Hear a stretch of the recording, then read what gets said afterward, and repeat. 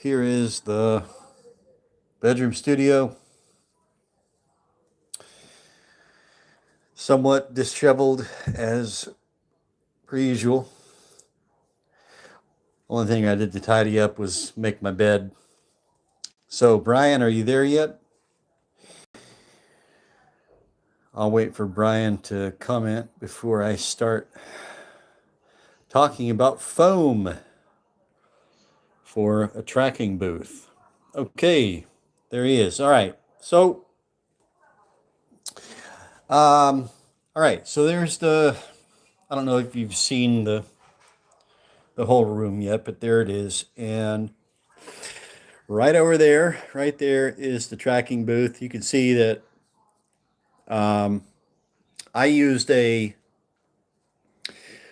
kind of a clothes hanger that they make here for rooms that don't have a closet. A lot of rooms here don't have closets, built-in closets. So you can get a piece of furniture like a wardrobe closet, or you can get one of these things that it's got spring mounts, or they're spring loaded up there at the ceiling. Under that plastic piece, there's a spring, so you can spring load it floor to ceiling. That's what I used. I have to be non-invasive here, and that includes the other wall there. I couldn't do anything to damage the wallpaper, so I had to take other measures. But we're here to talk about the foam. So now I lucked into finding this stuff right here. It's quite dense. I can't tell you exactly how much pressure I'm applying there, but I found it, and I found just enough of it for my purposes. I only had to cut a strip off the bottom of either piece. Now the dimensions of this, I can't find my tape. I'm always losing my tape, but I think if memory serves, that's from outside to outside, that's 80 centimeters. I think in centimeters now. I still think in Fahrenheit, but I've mentally converted to meters and centimeters and the like. 80 centimeters by, I think, 130 centimeters, if memory serves. And Isadora. Hello, Isadora. Now, here's the inside of it. Okay, so this is for low frequencies, frequencies that not only reflect but they'll penetrate as well. And this I had installed first. It did quite well, but I still had some higher frequencies that were reflecting off of this. It's kind of a textured, kind of like burlap or something, but it's still basically a plastic coat. Well, there's layers in here, as you can see. Okay, but there's like a thin plastic coating over the top of it that was reflecting frequencies, higher frequencies. So I went back out and I found a big old roll of this, which was again pretty much the perfect size. All I had to do was cut it in half. And I attached it with screws. And this is how I mounted the foam to this frame here with screws and twist tie wire to anchor it. All right, so if you can find something like this, this looks like the kind of thing that might have gone into, I don't know, like a gym, to cover the walls of a gym or a yoga studio or something like that. I doubt it was originally intended for an audio recording studio. That's highly doubtful, but this in conjunction with the carpet, I'm pretty happy with it. As you can see, I really don't have the ability to put a door. I guess if I reconfigured all this, then took that that plank out of the equation, I might be able to fit something that would open yay wide, and then I could slip in and out of it. But I'm pretty happy with it so far. Now, but you've got choices with foam. I don't know how easy it is for you to obtain different choices of foam, Brian. Um, you may be fairly limited in your choices. You may have a lot of choices. I don't know. But here's another thing that I might have used. If I had more of it, and if it wasn't so darn thick. That's obviously way too thick. But I found this discarded some months ago, and I did use some of it before I constructed this booth. I made actually a class project one day to construct this thing. I started with this just to kind of keep some of the wall reflections from getting in, and it helped a little bit, but yeah. So I don't know. I mean, I don't know what choices you'll have there. I did end up using. I had to, cutting it was a bit tricky, but I still have a couple of slabs of it just for good measure here, and inside this box as well. I told you you're going to need a monitor in there, because when you're in there, and you need to be able to work with the DAW while you're in there.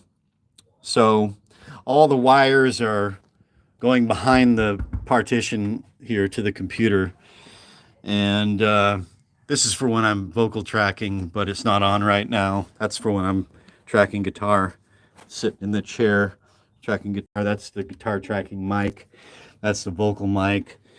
Right now the video output for the top monitor is redirected to this screen, which I can use when I'm tracking drums or practicing drums.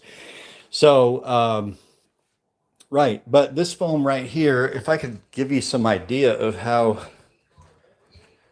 it's very stiff. You want something fairly high density, like I think like fiberglass insulation would be a poor choice. This is not dense enough.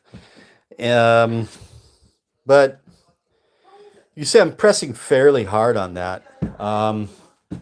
How would, maybe a better way to give you an indication would be if I put this mug on top, and then if I could get something fairly heavy here.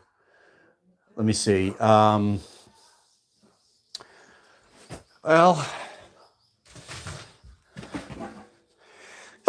Vietnamese gongs. This is a Korean shaman gong. It's, oh gosh, I don't know. I'm thinking maybe that's probably a good 8-10 kilograms. So I'm gonna set this on top of the mug, and you can see it's hardly even making a dent. And this is that's a pretty heavy, pretty hefty gong right there. You got to push on it pretty hard to get it to get your fingers to go in there. It's pretty dense stuff, right? So I would say the denser the better, but like not overly dense. You want to be able to push into it. It needs to have air in it, right? And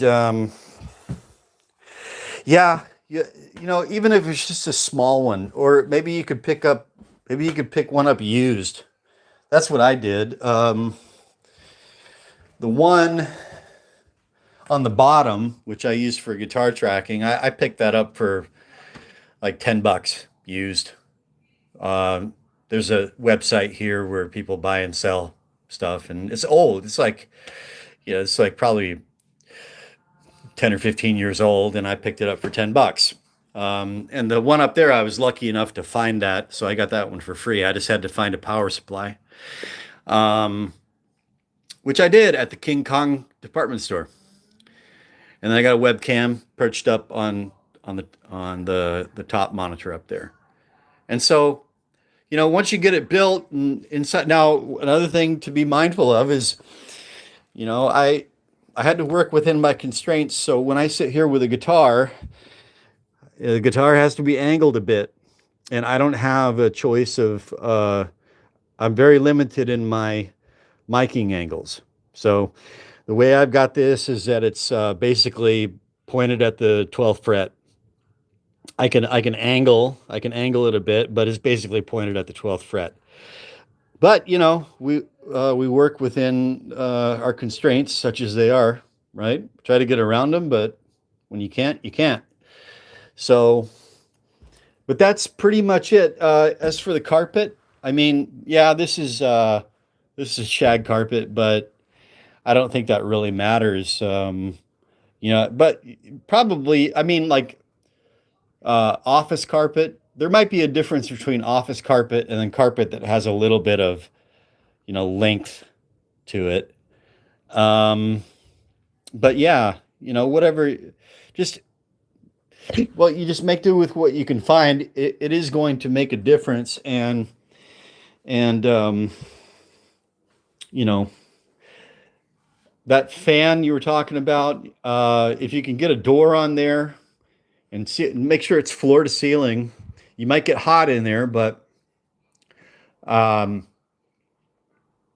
but yeah, the more noise you can keep out, then you can get a pure signal, and then really start to work with your reverb, getting it exactly how you want it. And it's also, and the other thing we got to talk about is your power supply. So because I think that is an issue where you are. This is you can look into line conditioners, like professional line conditioners, Furmans, things like that cost hundreds of dollars. I got this probably like 22, 23 years ago. It's just a basic voltage regulator with a little trim pot in the front to set the voltage exactly to what you want. I just keep it right at like 220. But in the past, when I've had fluctuations in older buildings, I have adjusted that trim pot and been able to, effect little improvements here and there. This is a new building. The voltage is very stable. I've never had to tweak it since I've been in here. But this is the kind of thing that you'd use for a, for power tools to weld with or something like that. I mean, but I've found it to be effective for my purposes, and it's got both 220 and 110 outputs on the back, and so, and I think I picked it up for certainly less than $100, probably more like 70, $80. It's it's heavy, I'll tell you that. But that would be better than nothing. So that's pretty much it. Let me read what you had to say here. Okay, yeah, we can talk about reverb, power supply. Well, let's talk about that on Discord. Your power supply. The main thing is, I think, is voltage regulation. If you're in an old house out in the mountains, you're probably having some voltage fluctuations, and that can cause problems. So there's that green piece of furniture that the missus wants. I was telling you about. Couldn't find anything yesterday. Okay, yeah, we'll get it out and let's talk about it. When you, I need to take her to a store. We need to pick up some supplies for school, for classes and stuff. So, but that'll only take an hour or so, and then I'll be back. I'll have a little bit of time to meet up with you on Discord if you're available. So I hope this helps, and yeah, I'll talk to you soon, brother. Okay, I'm going to close this out now. See you soon.